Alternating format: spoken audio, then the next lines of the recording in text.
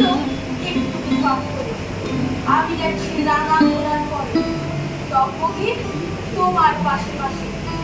রাস্তা থেকে সত্যি খেতে হবে, মুঠো করে মুখে দেয় না কেউ। সামনে তো শিশু শিক্ষা করে, যদি বলি দয়াহীন সংসারে, তারা বলে গেল ক্ষমা করো সবে, বলে গেল ভালোবাসে, অন্তর হতে বিদ্বেষ বিষ্ণাস।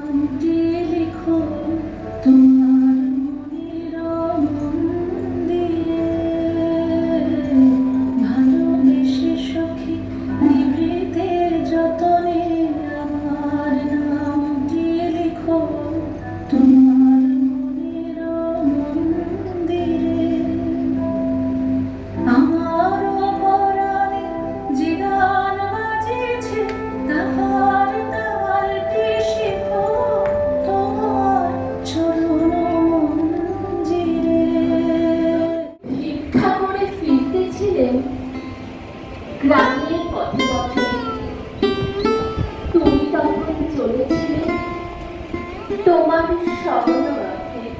শুধু বিঘে দুই ছিল মোর ভুই, আর সবই গেছে ঋণে। বাবু কহিলেন, বুঝেছ উপেন, এ জমি লইব কিনে। কহিলাম আমি, তুমি ভূস্বামী, ভূমির অন্ত নাই। আলো এসে পড়ল তোমার সাজানো মালার ছবিতে, ঘরময় আলপনা, সুগন্ধ বন্ধপান আর কথার গানে।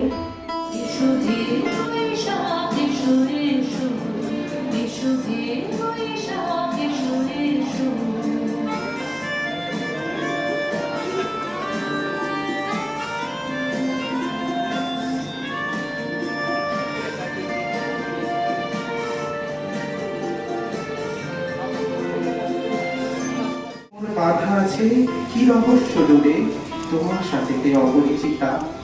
ধৈর্য ধরো রে বৎস ক্ষণকাল, দেই দিবাকর আগে যা গস্ত চলে। আশাকাল আমি যখন প্লাবিয়া দাঁড়িয়া কখন পাগল করা, কেশ ফেলাইয়া ফুল কুড়াইয়া। শুনে কেউ না আসে, তবে একটা চলো রে, যদি তোর ডাক শুনে কেউ না আসে, তবে একটা চলো রে, একটা চলো, একটা চলো, একটা চলো, একটা চলো।